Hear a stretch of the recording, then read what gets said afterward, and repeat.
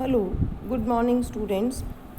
आज हम BA part द्वितीय के प्रथम अर्थशास्त्र के प्रथम प्रश्न पत्र समष्टि अर्थशास्त्र में समष्टि अर्थशास्त्र क्या है, उसका क्षेत्र या विषय वस्तु क्या है और उसका महत्व क्या है, इस विषय पर चर्चा करेंगे।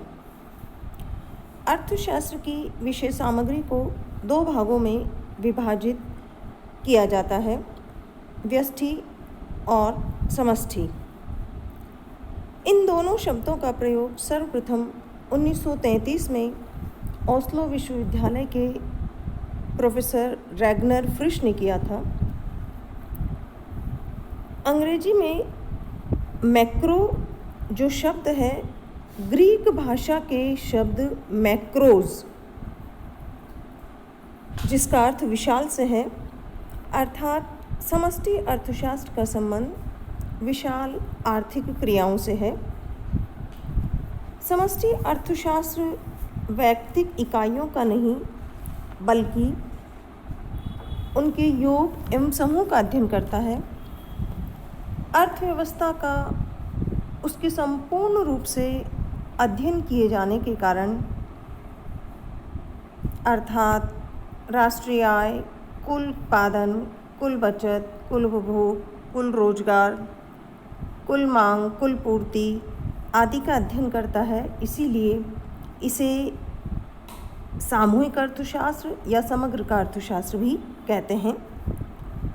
प्रोफेसर बॉल्डिंग के अनुसार समष्टि अर्थशास्त्र व्यक्तिगत इकाइयों का नहीं बल्कि उनके योग एवं समूहों का अध्ययन करता है। इसमें व्यक्तिगत आय के स्थान पर राष्ट्रीय आय, व्यक्तिगत कीमतों के स्थान पर सामान्य कीमत स्तर तथा व्यक्तिगत उत्पादन के स्थान पर कुल उत्पादन का अध्ययन किया जाता है। इस प्रकार समस्त अर्थव्यवस्था की विभिन्न आर्थिक क्रियाओं का सामूहिक रूप से अध्ययन किया जाता है। समष्टि अर्थशास्त्र में हम अध्ययन करते हैं कि किसी देश की अर्थव्यवस्था में कुल उत्पादन कितना है, उसके साधनों का किस सीमा तक उपयोग हो रहा है तथा संपूर्ण अर्थव्यवस्था द्वारा कितना उपभोग एवं बचत की जा रही है। इसका तात्पर्य है कि यह आर्थिक विश्लेषण की वह शाखा है जिसमें संपूर्ण अर्थव्यवस्था से संबंधित इकाइयों का अध्ययन किया जाता है। हम देखते हैं कि समष्टि अर्थशास्त्र का क्षेत्र या इसकी विषय वस्तु क्या है। समष्टि अर्थशास्त्र का क्षेत्र बहुत व्यापक है। इसमें उन सब आर्थिक क्रियाओं का समावेश होता है जो संपूर्ण अर्थव्यवस्था एवं उसकी समग्र प्रकृति से संबंधित है। सबसे पहले हम देखते हैं आय व रोजगार का सिद्धांत। समष्टि अर्थशास्त्र की विषय वस्तु ये व्याख्या करती है कि राष्ट्रीय आय व रोजगार का स्तर किस प्रकार निर्धारित होता है तथा राष्ट्रीय आय, उत्पादन एवं रोजगार में उच्चावचन किन कारणों से होते हैं। आय एवं रोजगार के निर्धारक घटकों उपभोग, निवेश आदि, गुणक, त्वरक आदि तत्संबंधी विभिन्न अवधारणाओं का भी विश्लेषण किया जाता है। दूसरा है सामान्य मूल्य स्तर। समष्टि अर्थशास्त्र कीमतों के सामान्य मूल्य निर्धारण के साथ साथ मुद्रास्फीति, मुद्रा संकुचन, मुद्रा अपस्फीति, मुद्रा संस्फीति आदि का भी अध्ययन करता है। मुद्रास्फीति का सिद्धांत तो समष्टि अर्थशास्त्र का एक महत्वपूर्ण विषय है। हम देखते हैं आर्थिक विकास एवं नियोजन। समष्टि अर्थशास्त्र की एक महत्वपूर्ण शाखा आर्थिक विकास का सिद्धांत है। विकास की समस्या एक दीर्घकालीन समस्या है, अतः स्थिरता के साथ विकास हेतु नियोजन की तकनीक, उसकी व्यूह रचना एवं सिद्धांतों का विश्लेषण समष्टि अर्थशास्त्र की परिधि में आते हैं। फिर है व्यापार चक्रों का सिद्धांत।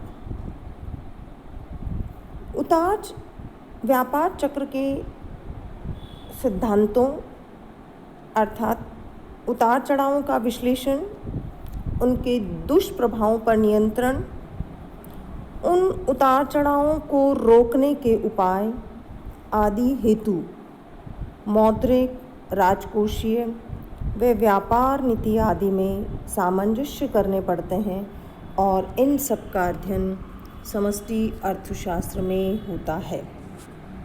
फिर है मुद्रा बैंकिंग के सिद्धांत।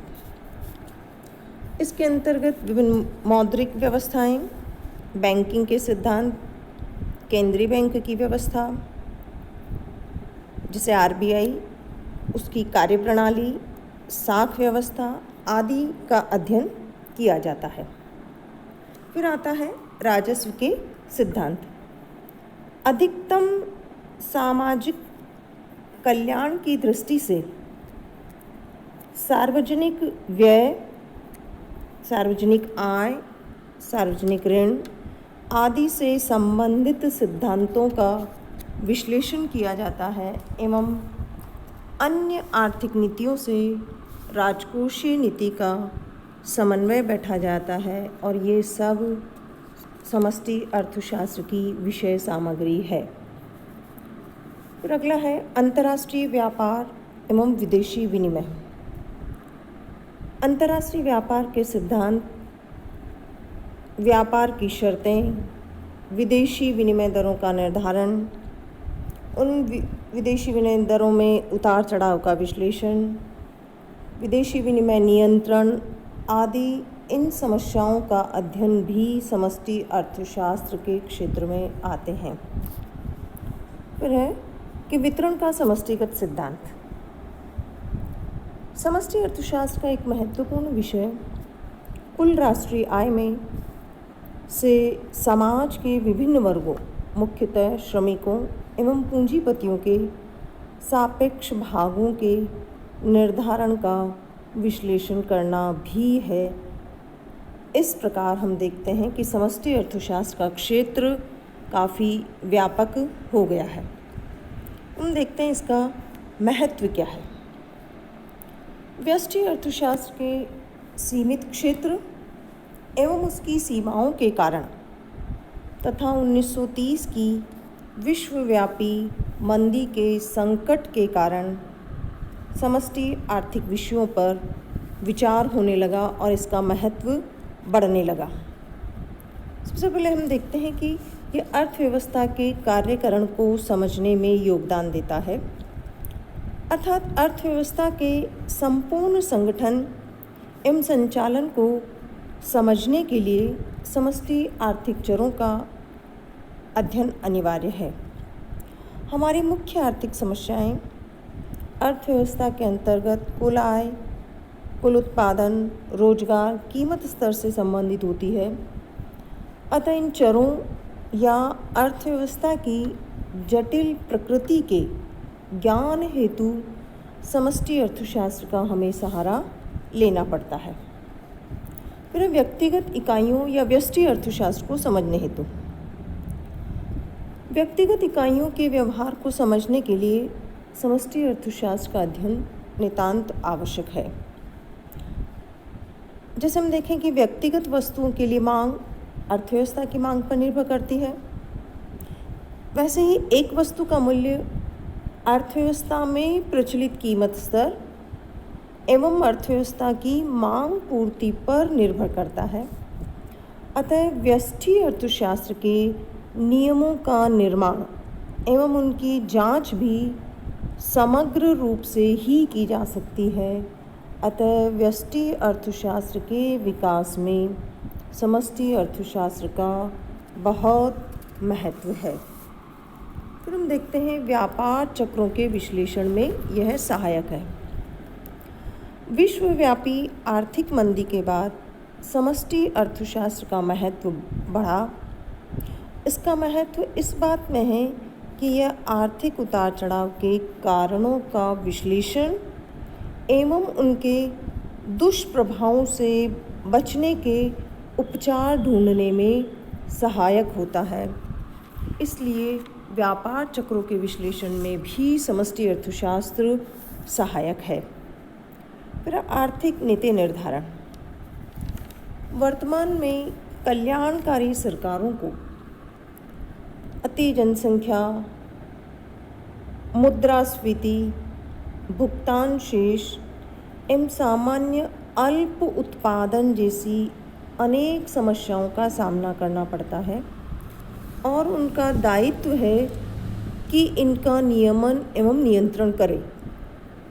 राष्ट्रीय आय में वृद्धि हो, रोजगार बढ़े, बचत एवं निवेश बढ़े एवं कीमतों में स्थिरता रहे। अतः आर्थिक विकास एवं स्थायित्व की उचित नीतियों के निर्माण एवं क्रियान्वयन में समष्टि अर्थशास्त्र या समष्टि आर्थिक अध्ययन के उपयोग का विश्लेषण हम करते हैं। फिर आता है विभिन्न मौद्रिक एवं राजकोषीय समस्याओं के समाधान। समष्टि अर्थशास्त्र की सहायता से ही मौद्रिक समस्याओं का विश्लेषण किया जा सकता है, उन्हें ठीक से समझा जा सकता है। मुद्रा के मूल्य में जल्दी होने वाले परिवर्तन, मुद्रास्फीति, अपस्फीति आदि प्रतिकूल प्रभाव डालते हैं। अतः समस्त अर्थव्यवस्था के लिए मौद्रिक, राजकोषीय एवं अन्य नियंत्रण के उपाय अपनाकर उनकी रोकथाम की जा सकती है। अब हम देखते हैं कि आर्थिक नियोजन में ये किस प्रकार उपयोगी है, किस प्रकार इसका महत्व है। आज का युग नियोजन का युग है। विकसित व विकासशील राष्ट्र आर्थिक समृद्धि हेतु नियोजन से विकास का मार्ग प्रशस्त करने हेतु अर्थव्यवस्था के समग्र विश्लेषण का ही सहारा लेते हैं।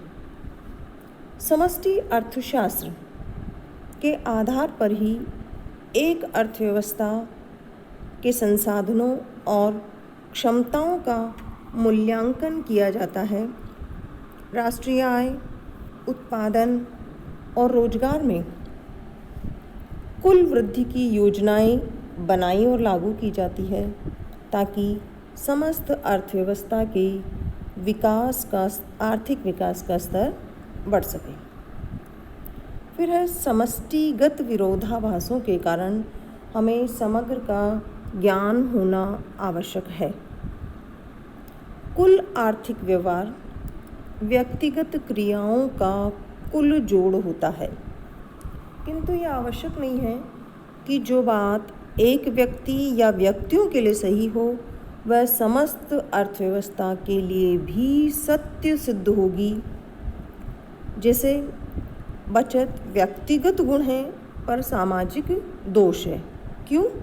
क्योंकि अर्थव्यवस्था में यदि कुल बचतें बढ़ जाए तो वे मंदी की स्थिति को उत्पन्न कर सकती हैं जब तक कि उनका निवेश न किया जाए।